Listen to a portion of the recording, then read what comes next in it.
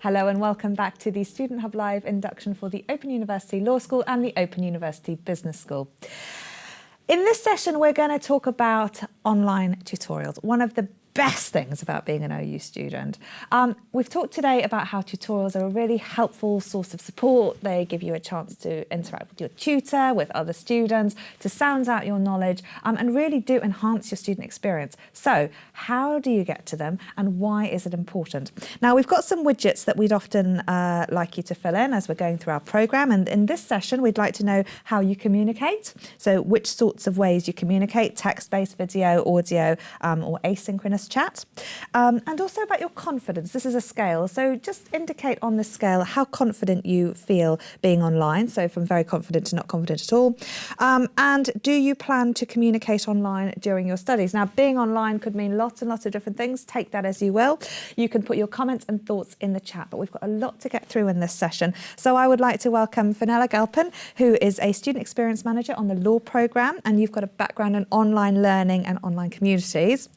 And Rob Moore, who has been a tutor in the business school for 15 years, and you're part of the team who are introducing the new Adobe Connect system. And you also run two education-focused companies when you're not doing that. So, Fenella, I wondered if you could talk us through the sorts of activities that take place online. When we say this online environment, what do we mean? Yes, so a whole range of activities are offered online for students to help them feel part of that community and give them ways to communicate with fellow students and network and so on. So some of those activities are what we call asynchronous, which means that students come to them when it suits them in their own time. So those would be things like forums and chat rooms and areas where they can talk to fellow students and the tutor, and they come to that when they want to do and when it's convenient for them, and then they come back and they see what other people have written and contribute some more. And then we also have what we call online rooms, and those are real-time activities with audio, whiteboard, video, chat rooms, all kinds of things going on in real time. And in those areas, you will find mainly things where tutors are supporting students, but also some activities not specifically geared just to a tutor group, but perhaps to the whole range of students studying on a module, or the whole group of students studying on a qualification, or even the whole group of students in the Open University. So there's a real range of different activities going on. Now, we're going through this process right now, this highly complex process of allocating every tutor with the students and allocating that student with their tutorials. And so students will start to see the tutorials popping up and they can book onto those and then they can attend those links. How does it all work? Absolutely, yes. So on the student home, which is where most student things are sitting, as you know, they have an opportunity to see all their tutorial options there. And often there is more than one choice that they can attend if they want to. And so they look on the student home and they will see the opportunities for them on their module. They can also find them by looking at the module website and seeing the activities available there. And so they'll have a range of dates and then they click to book for the one they would like to attend. And do they have to take part? Is it compulsory? No, it's not compulsory that they take part, but we would say the tutor who's running the activity is running it for the benefit of the students who are taking part in real time. And so if you don't take part in real time, but you watch a recording, then you will still get some of that experience, but not the whole experience. Do you find most students do take part online, Rob? Well, for some courses, the actual taking part will earn you marks in your assignment. So, for example, one course that I tutor on, B100, you get 10% of your marks are given for your interaction with the students in the forum. So we have a discussion and you talk to other students, you explore the ideas and you answer some questions that the tutor sets. And you get 10% of your marks for that. Easy. You don't have to. You can still pass the assignments and the course without doing that. But if you don't do that, your chances of getting the top marks are limited. Yeah. And then there are other courses where there are collaborative activities that you must do. And if you don't do those, you won't pass the course. Now, you won't accidentally miss those. Those are very clearly set out. And we make it absolutely obvious what you must do in order to pass. So, for example, there may be a month-long collaboration. A course I studied myself, we had to produce a website. So a group of 5 of us had to produce a website that we then actually published on the web, and without that we wouldn't have passed the course. But as I say, you wouldn't accidentally miss that. So, so it's part of your assessment in some courses, not all. But the main thing is it's that ability to work with other people. It's that opportunity to explore the ideas and discuss and see whether you've got the same take on something that somebody else has got, or whether you're different. And for me, that's where the real learning comes. It's that discussion that says, I think this, you think that. Well, what is the truth? And it also helps you to stop feeling so lonely, because distance learning, I love distance learning, but if you seal yourself away and don't engage with other people, you can feel very lonely.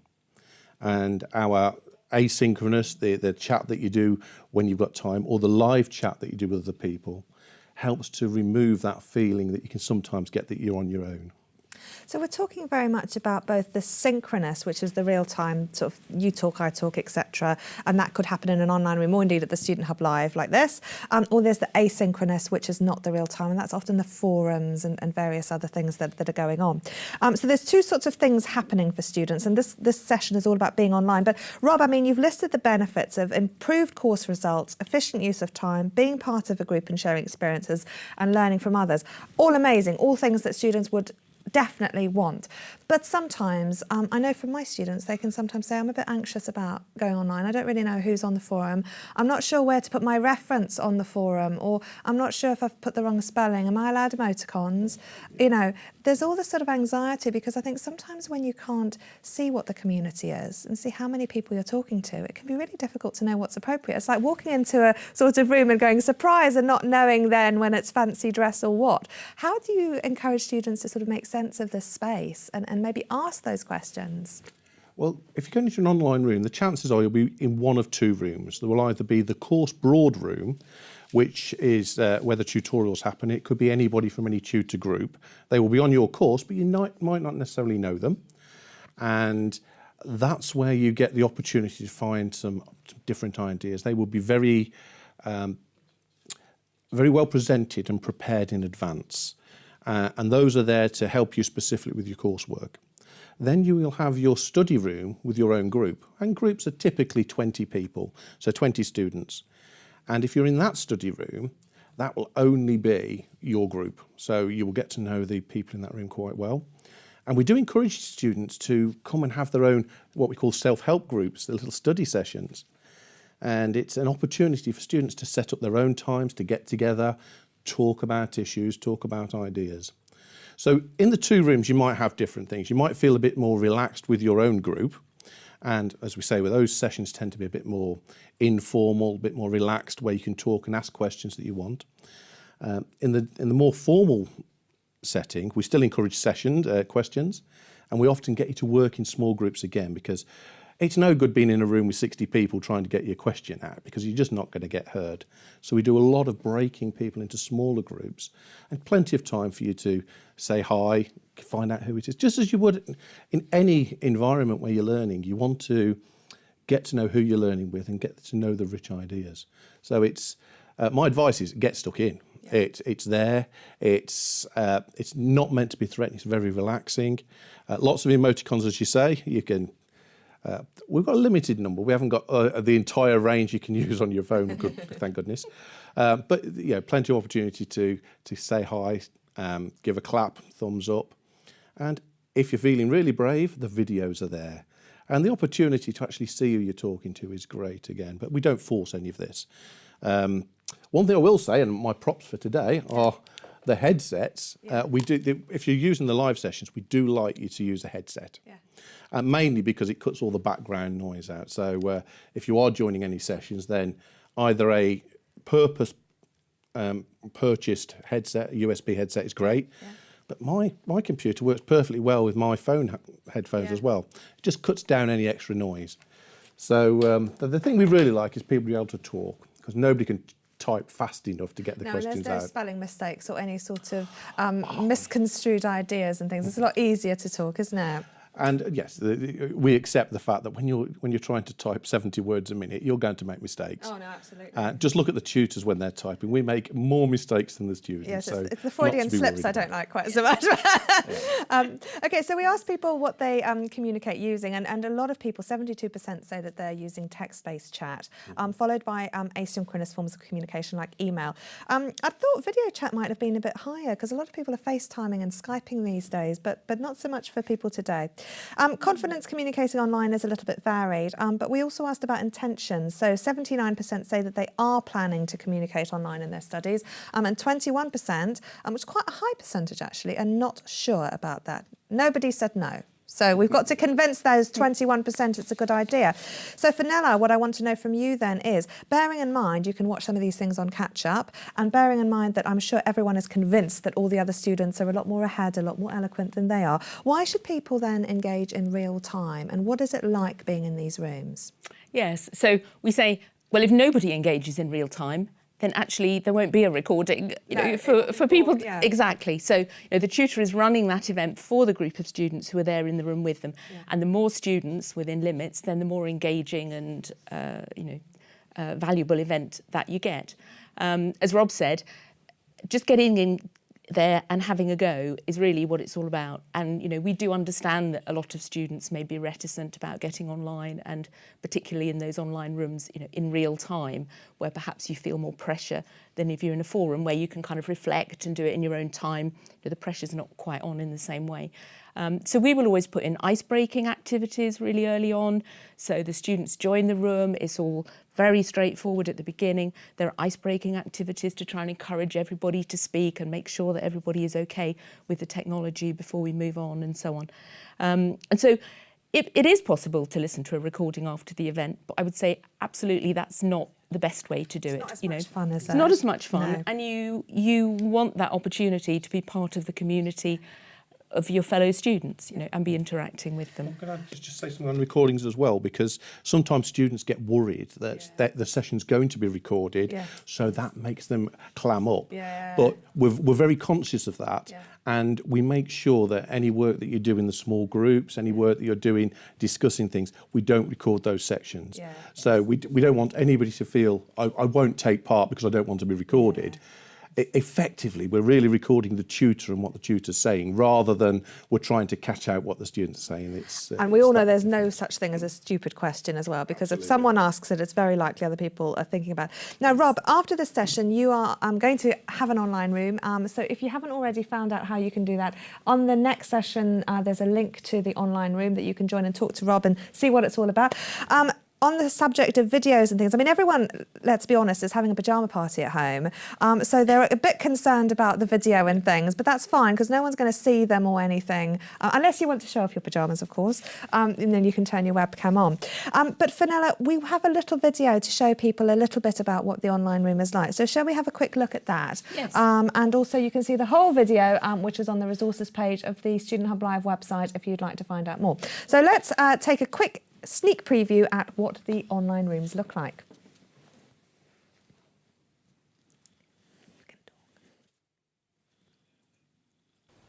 Hosts can share PowerPoint presentations, PDF files, multimedia files and other resources. They can share the screen of their own computer of the Adobe to demonstrate Connect the use rooms of particular and how students software, get online with or those. to show a web page. Or they can open a whiteboard and invite participants to draw or type on it. That is the Adobe Connect space. This is a whiteboard with the drawing palette showing the drawing tools available. And we're showing for there the different participants tools to that students can use. use. A small triangle on a tools icon indicates that different tools are available. Double-click to reveal them. Use the T tool to type. Use one of the 4 pens, the marker, highlighter, It's like pen a big or flip pencil chart where you to can draw actually get in freehand there and on you the can screen. scribble on the board, and Shapes live so you behind can the see what other people are rectangle finding icon. interesting, make Select links. the one you want So to it's draw. not a passive If you want to experience, draw a very much an circle active or a square, experience. use the And ellipse or the rectangle material that tool we've to produced select is it and hold is down designed to Shift help you get draw. involved rather than effectively You can watch a set the tool as demonstration. you want, with settings that appear when So what the you're seeing tool there is the active. drawing tool, which can sit All over the top tools of a offer presentation or a price video, colours and the and student can many actually size start to thickness annotate it limits. themselves. You can select Down the right-hand side, you can see everybody who's in the room, and you can see what their status is. You can see if they're talking. And so when you log into the room later to talk to me, you'll see your name on the right-hand side. There's lots of little pods that we can use. Now, this is a drawing pod where we're effectively a flip chart, but we can also show movies. We can put documents there for you to read. We can have music playing and little flash animations as well, so little programs can run. So lots of things to get stuck into, which, to be honest, you don't get from the recordings when you watch them back because you don't get to play. I'm a great believer in playing in the rooms because that's a lot of your education, a lot of your learning is going to come through play. Yeah, no, absolutely. So being there in real time is great, and you've shown us what the room looks like. And of course, the tutors are the people who are setting all of this up. I often find students are brilliant at drawing and sort of creating things on the clipboard, but everything is pretty intuitive. And the tutor sets all of the complicated things up and designs the space for that learning activity to take place. Okay, so as you know, you can come and join in one of these rooms. What is the best way to join? We've got a screenshot of the joining page. So we'd like to show you what that looks like so that you can access that. This is the tutorials, the booking system. So this shows you the calendar of the events that you can go to. And of course, if you add these to your calendar, then they should nicely sync into your study planner if all goes according to plan. And then you can just click on those as and when you're about to go to your tutorial. Yes, absolutely. Yes. And so you simply click on the booking that you've made and it takes you then to the online room to join that event. Page here. So this is an online room and it's got the instructions and how to enter the room, and then it says join room, and then you just press that, isn't it? Yes. Absolutely. Yep. Excellent. So couldn't be simpler. Rob, what are you going to do in the online room? This is the first time we've ever tried this live at a Student Hub event. So what's going to happen? OK, well, I'm going to get everybody who turns up. We'll say hi, have a quick chat as a group. It depends how big the group is. If there's more than 350 of you, we might struggle. But we're going to have a little poll, see how people are feeling at the start of their studies, what they're worried about, what they're interested in. And then I'm going to take a step back and get the group to talk to each other. So they're going to talk to other students live. And if we've got some really brave people, they might feel they want to put the video camera on and have a look. My video camera will be on, so you've seen me already. I've got nothing to hide. So one of the few days where I'm not in my pyjamas on the camera. But, excellent. Well, thank you very much, Rob and Fenella. That's been a wonderful introduction. You've explained the rooms, and now we've got a chance for students to go into the room. HJ, I see you're all set up. Are you in the room? Yes, I'm in the room. There's lots of other people here, which is really good to see that they made it. And I've got my headset because you guys said that was helpful. So I came prepared, although I did, we might have some trouble based on our session earlier because I did borrow this headset off someone else. So maybe they'll be okay for today. I won't get any phone calls about that. But yes, I'm in the room, and it's all new as well because I use the old room. So it's nice to have a little practice and look around. And yes. Lots of really good comments from students as well, excited about getting into the room, trying it out. We're encouraging them to, even in their PJs, put the video on. So really good discussions with We won't be recording it. Fab. Well, Rob's got to get his skates on and go and join you guys in the online room. So I'd like to thank you both very much once again for coming on. Rob's got to get his pyjamas on even to join you in a second. Onesie, that's what it now is. listen, if you're going to do that, go into the online room now, say hello to Rob, say hello to each other, or you can stay here. We're going to show you a replay of a video we did earlier this week about online rooms and showing you how all that works, or you can go and get some lunch. But whatever you choose to do, join us back live in half an hour. Well, we'll be starting this afternoon's activities. And I also must just tell you, if you like these online rooms, we have Student Hub Live events. We're having an essay writing workshop where, like, when you've got your assignments and things, you can bring them along and we're going to talk to each other without plagiarising and share ideas and some useful tips and things to get you started thinking about unpacking your essays and writing them and getting them edited, etc. So I shall leave you to go and have fun in your online rooms. I shall see you very soon. Thank you for watching everything this morning that you've engaged with so willingly, so helpfully with each other. And I'll see you back in half an hour live.